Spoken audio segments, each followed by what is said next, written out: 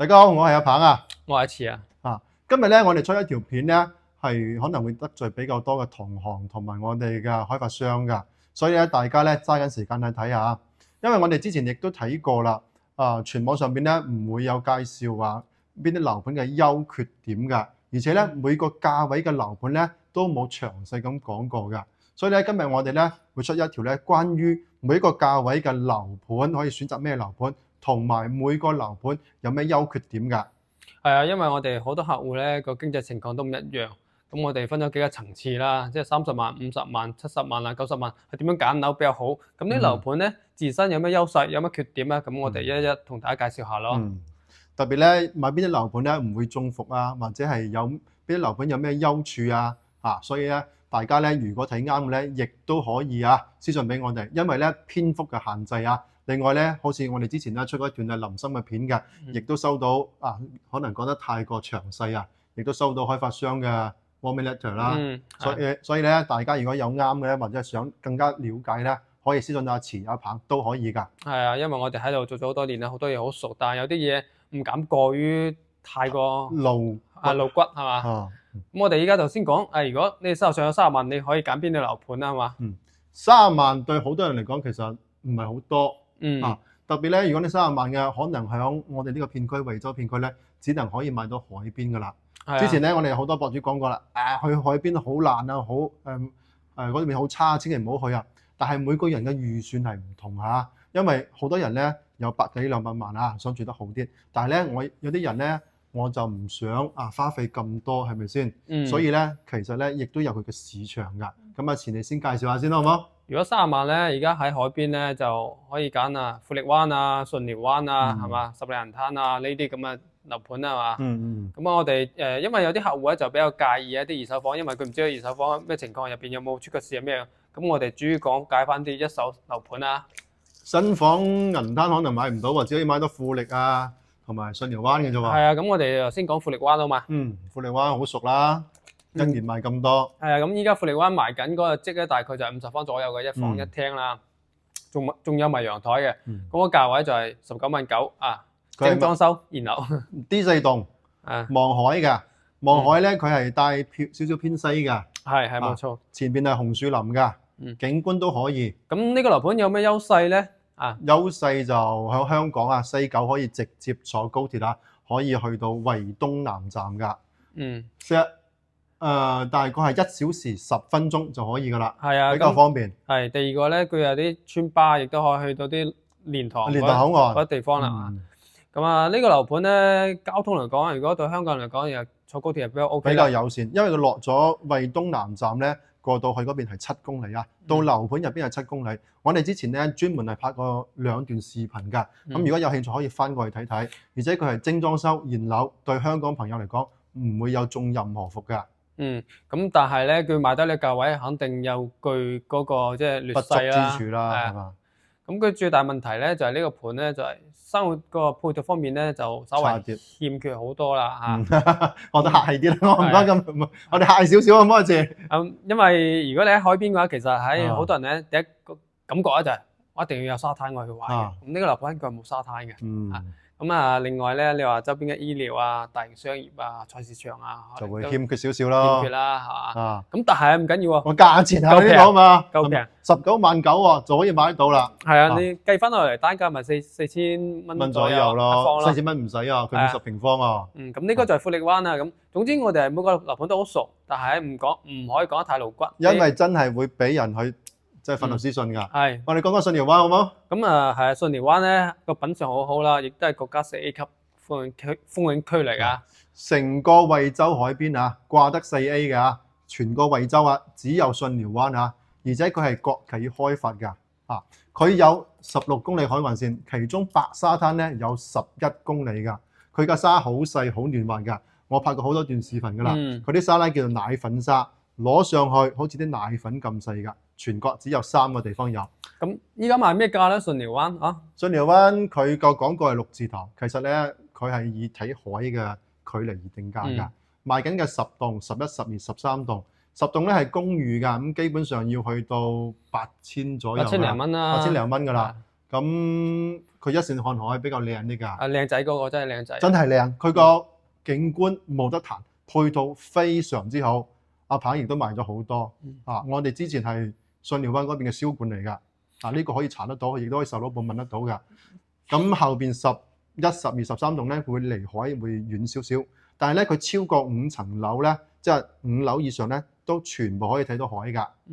但係佢離海其實都係50米到200米左右，每一棟。最遠13棟就係200米，每一棟相差50米啫嘛。其實即係走路即係相差個10零20米，冇乜太大區別。而且佢個賣相真係好靚，冇得彈。你話去度假真係絕對可以㗎。係啊，咁啊呢個盤咧，佢周邊嘅生活配套咧就好成熟㗎啦。第一個啦，佢周邊有屬於一個濱海小鎮啊。係啊，有城市候機樓啦，可以到惠州機場嘅。咁第二個啦，佢周邊有個醫院。係啊，有佢自己有個醫院有菜市場喎，好靚㗎喎，真係。同埋有海鮮市場咁甚至講你出海玩咧，咁喺嗰度包條船，可能200-300蚊左右。我哋以前包過一條漁船出海啊。唔係嗰個叫做禁捕期嗰陣咧，包出海佢落網㗎，200蚊可以包出海。係啊，真係非常之浪漫㗎。喺個感覺到咧，成個好放鬆啊。巽寮灣就好好。未講幾錢喎？如果係10棟，唔係，如果係11棟、12棟、13棟咧，個價位就係均價6500左右啦。佢有50平方嗰隻積，有個係68㗎，基本上就係33萬左右啦。呢個係可以成交嘅價錢嚟㗎，係睇到海㗎，即係我哋買咗咁多，我哋可以講翻呢個㗎。呢個唔好再講啦。咁啊，呢個30萬嘅講完啦，係嘛？呢個樓盤有咩不足之處咧？不足之處係巽寮灣咧，因為佢知名度大咧，結果咧每年嘅夏天咧就好多車嚟嘅，所以就好塞。熱天就好塞啊！但係咧亦都係認證咗點解咁多人去呢個樓盤咧？話呢個地方係咪有個人之處啦？就係塞車，呢個係真實㗎。咁我哋依家講完30萬啦，我哋再講講提高少少預算50萬啦，好嘛？50萬有咩好盤啊？咁如果你話大灣呢度咧，龍柏花園啊、粵海一貴府啊呢啲，呢邊就澳頭片區啦。係啊，澳頭片區，咁佢生活嚟講亦都方便，出行亦都方便。但係好多人話嗰度水浸喎，呢兩個盤會唔會水浸咧？澳頭依家咧市政工程咧，其實每年都喺度完善嘅，呢1-2年都已經基本上都好少話水浸嘅啦。我哋響粵海門口大概係500米外邊咧，喺緊一條個排污渠㗎，嗰度咧係直接通到大海㗎。咁我哋啲朋友可以睇得到㗎嚇，直通大海嘅排污渠，即係以後咧就唔會水浸㗎啦。咁我哋先講講粵海先啦，好唔好？好，粵海呢個樓盤係國企開發㗎啦。咁佢嘅地理位置咧，就係澳頭中心區。咁啊，佢地勢亦都高喎，比較高喎。比一般樓盤咧高咗10幾米喎。10幾米離半山，真係叫半山啊！咁呢度咧，你唔使擔心咩水浸啊，嗰啲唔使，而且個高啲咧，你睇個景都靚啲啊！咁而家粵海賣緊嘅積咧，就係個78、88，仲有109呢幾隻面積啦嘛。係啊。但係咧粵海咧呢邊咧，佢有咩不足之處啊？粵海咁佢就係毛坯賣嘅。係啦。咁毛坯賣嘅話，你要重新裝修啦，要嘥一段時間啦，或者你要揾裝修公司啦。咁你唔知出邊嘅裝修公司嘅嗰個品質啊、質量啊、用材用料係點樣係嘛？佢有一個返翻現金俾你嘅裝修費，但係唔係好多呢個就。不過粵海嘅價錢亦都好實惠，3房78方嘅大概係41萬，即係1-2萬左右。最平係1萬起嗰個係低樓層嚟嘅啫。咁你預計佢42-43萬左右咧，就係比較合理啲㗎。咁第二個樓盤啦，就係個龍柏。龍柏就好熟啦。係。我哋好多香港朋友都買咗啦。係啊，龍柏花園咧就係黃記黃埔㗎啦。李生㗎啦。都好知名。咁呢個樓盤咧，佢90%嘅賣家都係香港嗰度，所以可以做到同聲同氣。咁而且呢個樓盤咧，佢離海邊咧都係個幾百米，500米左右。去到海鮮市場亦都好近。而且佢交通亦都好方便。係啊，冇錯啦。咁佢有西遊出行啦，業主留巴車啦，或者係嗰個大灣客運大巴都可以翻到去。有3種方式。第一個有自己留巴車，喺週6日先有㗎。另外門口咧有西湖出行，可以去到蓮塘口岸㗎。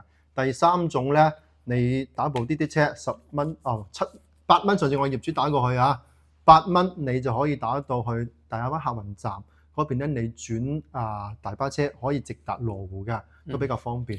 咁呢個樓盤總之你話去沃馬啊、去市場啊、海鮮食街啊，或者去去海邊玩啊，小龜綠道啊，都好方便。都好方便啊！即係價錢唯一就係稍為欠缺嘅就係個價位比周邊貴少少啦。佢係7000蚊起嘛，7、8千蚊左右啦1平方。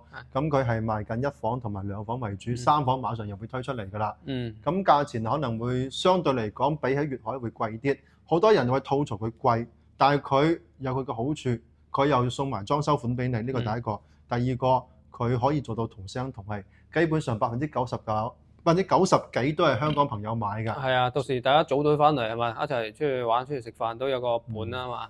所以如果係預算唔係好多嘅話，30-40萬嘅買個1房，咁有50-60萬嘅買個2房，裝修好，亦都係現樓，亦都係和黃㗎，所以對好多香港朋友亦都比較放心。最主要同聲同氣，冇話最好啊！好多人話佢唔好，話佢貴，但係佢亦都有佢嘅價值所在。每個樓盤有每個樓盤嘅群體啊。咁我講翻咁70萬可以買咩啦？大灣咧基本上你都可以好多啦，係嘛？有啲即係好中心嘅地方㗎啦。例如呢個雲水街苑啊，我哋都拍咗幾輯啦。雲水嘅位置喺邊度啊？屬於咩片區啊？屬於萬達呢個商圈嘅。萬達商圈同吳園亦都好近㗎喎。好近，幾百米到吳園啊，係嘛？挨住3大商圈啊，即係翡翠山購物廣場、萬達廣場同埋吳園廣場，所以你去衣食住行樣樣都方便啦。雲水嘅優點係乜嘢呢？阿慈，價位平，7888蚊1方，精裝修，現樓喎，係現樓嚟喎，即買即入住嘅喎。離佢400米嗰度咧，有個叫木馬湖嘅，咁嗰度咧賣緊1萬到12000蚊1方咁你話7888蚊係咪性價比好高啊？木馬湖我哋陣間講，唔好講得咁露骨啊。咁佢價位平咧，佢呢個樓盤好安全嘅，冇問題嘅呢。因為佢係現樓，你就唔使擔心。咁唯一不足咧，呢個樓盤係咩咧？佢就樓盤比較細啲，得5棟樓，5棟樓600零戶，戶數唔多。咁樓下其實都係啲商業咧，就差少少咯，真係冇話好似木馬湖啊、星河咁好。但係我個價位喺呢度，佢行冇幾遠啊，大概係100-200米啦。新鮮超市啊，樣樣都有齊晒㗎啦。都有㗎啦。所以包括你去到吳悅廣場啊，都好近，亦都係幾百米。出到去龍海2路，你坐西湖出行愛心巴士或者266呢啲，全部都可以去到地鐵站啊或者口岸㗎。呢啲都非常之方便啊。總之，如果你考慮性價比啊，呢個樓盤係唔錯嘅。而且個贈送率又好高啦。贈送率高。又雖然個樓盤細，但係我居住人唔多，係嘛？居住人唔多，我就唔使咁即係咁亂咁雜咯。係啊。咁仲有冇其他？除咗雲水之外，仲有個泰豐旗下有個樓盤咧，叫金鳳園嘅。金鳳園唔錯啊，都係好熱門㗎。呢個樓盤亦都係。其實泰豐啲樓盤咧個明星啊、品相都係 OK 嘅，都唔錯。其實泰豐啲樓盤。咁而家賣緊嘅係咩面積咧？82到98方嘅3到4房。如果金鳳園嘅話，咁個位置咧就係比亞迪商圈嗰度。比亞迪商圈嗰度啊，因為聚集咗10幾萬嗰啲，即係有啲企業啦，高新企業咯。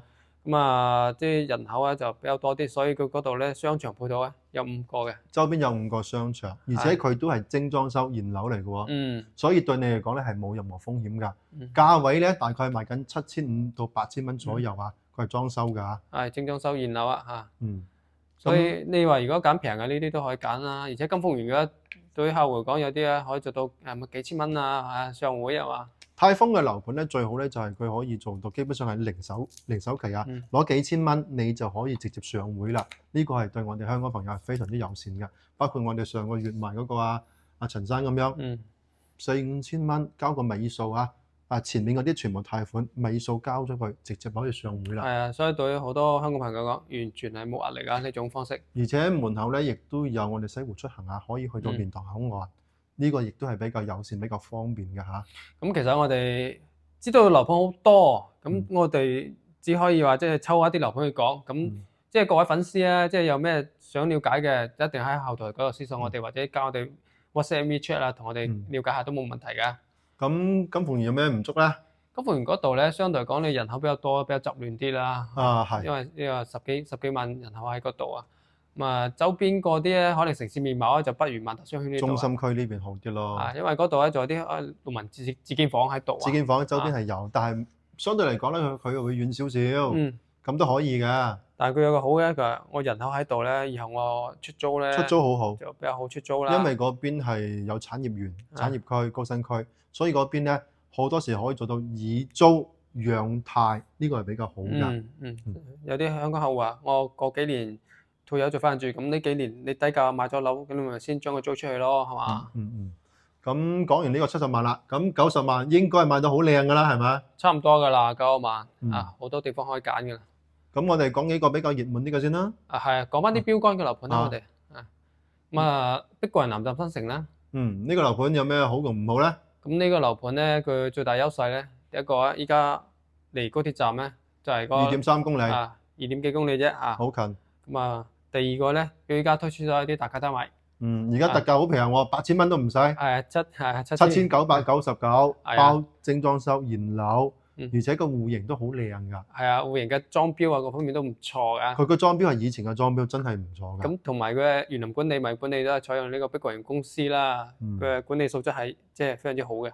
其實我哋以前，不過我阿鵬自己住喺碧桂園入邊啊，我喺碧桂園住咗好多年，碧桂園嘅物業咧真係唔錯㗎，可歌可點嘅，真係可圈可點㗎。除咗萬科之外咧，碧桂園嘅物業咧，我相信咧應該係呢一行入邊標杆嚟㗎啦。碧桂園嘅物業，所以住喺碧桂園咧，亦都係比較放心嘅。但係成也碧桂園，敗也碧桂園，佢相對嚟講咧，而家嘅不足之處咧，就係可能碧桂園咧而家咧個名聲唔係太好，因為戰線拉太長嘛，全國性嘅企業冇計啊。但係後邊呢一排碧桂園又重新上翻去500強咯喎。係啊，所以亦都係唔錯㗎。呢個就總之佢哋亦都係現樓可以交俾你。你係買到現樓，你就唔使擔心。我唔係話我後邊有點，我後邊有咩配套，後邊有咩規劃，呢啲係將來嘅事。我哋講緊現在啊。另外一個咧不足之處咧，佢樓下咧個商業咧會差少少啊。佢只可以去翻，佢而家賣緊嗰個天環組團係嘛？天環組團佢只可以去翻之前邊嗰度叫做 C 區嗰邊，佢隔一條馬路 C 區嗰邊買餸，相對嚟講咧就會。即係因為啱啱交樓冇幾耐啦，佢嘅生活配套會差少少啊，買嘢冇咁方便，其實行過去就得㗎啦。佢樓下亦都有好多商鋪㗎。即係佢去啲大型嘅商業配套嗰度咧，個沃爾瑪、好易多嗰度咧都要個2-3公里啦。淡水嗰邊咯，去淡水嘅老城區咯。所以有一定距離啦。但係呢個咧，佢亦都有佢嘅優勢，就係第一個可以坐高鐵，另外咧門口行冇幾遠咧，可以坐7路公交車直達沙田地鐵站，呢個都係好方便㗎。嗰個南站啦。講下邊個好啊？咁如果呢度大灣嘅話，可以講講亦都有個樓盤叫德州朗詩樂園嘅，唔少香港客戶買咗。我哋自己都成交過2台朗詩嘅客戶。係啊，呢個朗詩咧亦都係佢嘅優點㗎。環境唔錯，真係。側邊你講。嗰個價位依家就係首先講個積啦。97方到116方嘅。3到4房。咁價位就係均價9800精裝修。咁個地段咧就喺邊度咧？就喺嗰個龍海2路側邊，側邊嗰度。咁呢個樓盤嘅優勢咧就係即係坐北朝南嘅，冇得動得。而且係一字樓喎，板樓叫做板樓設計，南北通透比較好。而且外立面又好靚仔啦，全部係玻璃幕牆㗎，好高檔。周邊又係有個龍山，龍山咁嗰啲龍穴所在地大亞灣個龍穴所在地。有個山，即係有個景觀呼出特別嗰啲空氣自然環境比較好啲。如果你買得高層少少咧，你睇個景好靚嘅，即係好唔錯。咁呢個樓盤咧，即係有咩不足之處咧？即係周邊嘅商業配套生活配套氛圍咧，就暫時欠缺啲咯。因為佢交咗樓幾個月啫嘛，好似係收樓收幾個月，咁你住嘅人暫時未多，咁冇可能話我所有嘅。商業配套全部配好晒嘅，呢個要等一等咯。如果而家要即時要買嘢，可能要行700米左右，去到700米外邊嗰啲樓盤入邊咧，有啲自己嗰啲菜市場嗰啲咁嘅社區配套咯。咁如果去萬達廣場咧，都要去到2點幾公里咯。2點幾公里。但係你如果話我買部電動車電機呢啲都好方便呢個就。咁如果100萬打上咧，標杆㗎啦，買3萬咧，呢個區間咧可以買邊啲啦？你唔使講，肯定就係睇蒙馬湖同埋星河噶啦。呢兩個好多，我見到博主話：哎呀，你其他啲平嘅唔好買嗰啲坑你㗎，嗰啲中伏㗎。我都知道蒙馬湖好啦，我都知道星河靚啦。我日日都想食鮑參翅肚，無奈我只可以食到兩餸飯啦，35蚊嘅啫，仲要28蚊嘅兩餸飯添。咁啊，依家講翻冇馬湖先啦，係嘛？冇馬湖就係大灣呢個第一網紅盤，唔使講噶啦，肯定會睇噶啦。10個人過睇樓，10個人都睇冇馬湖先。我以為9個半啫，你要10個人，一定會睇冇馬湖。係冇馬湖真係好舒服啊！佢喺萬達片區啊，真係城市嘅中心。佢個北門行過去就係400米嘅距離，好方便去到萬達廣場。衣食住行啊，行街睇戲、沐足 SPA， 乜都可以解決㗎啦嗰度。係所有嘢都有啊！而且樓盤咧自帶一個嗰個天然嘅湖泊，係啊，2.5公里嘅環湖跑道，可以度散步釣魚，非常之舒服。品相啊、樓間區啊，或者居住群體嚟講，冇馬湖咧都係喺呢個灣區算係頂級㗎啦。當年啊，要2萬蚊一個平方，而且係要現金先可以買到房㗎喎。敷皮，嗰時候係敷皮。賣緊嘅係5期同埋6期咯。係啊，6期就現樓啦，109平方啦，基本上1萬蚊左右啦，均價。5期就要貴少少咯。係，5期就係126方到143方4房，基本上要去到115萬咯。唔係，均價係11500左右。係11500，好似先。均價啊。咁當然佢有啲平啊，可能1萬出手有㗎，咁有啲貴嘅12000幾嚇。12000、13000都有。睇樓層，睇單位。咁有咩唔好咧？呢個盤其實你話基本上冇乜缺點，冇乜太大缺點。就係可能而家賣緊嘅積比較大少少，不過後邊會有啲細面積嘅積嚇。另外一個就係可能而家係施緊工5期嗰度施工階段，可能會有啲粉塵噪音。咁6期清盤咧，你買6期亦都可以，係咪先？6期而且係南面睇湖嘅喎。係啊，比較靚啊！所以冇馬湖嘅品相啊，各方面啊，綜合素質嚟講啊，喺大灣算係第一嘅啦。咁一分價錢一分貨，係咪先阿次？係。因為高峰時候賣到2萬到22000，而家跌落到1萬到12000，已經係即係幫你慳咗一半嘅購房成本啦。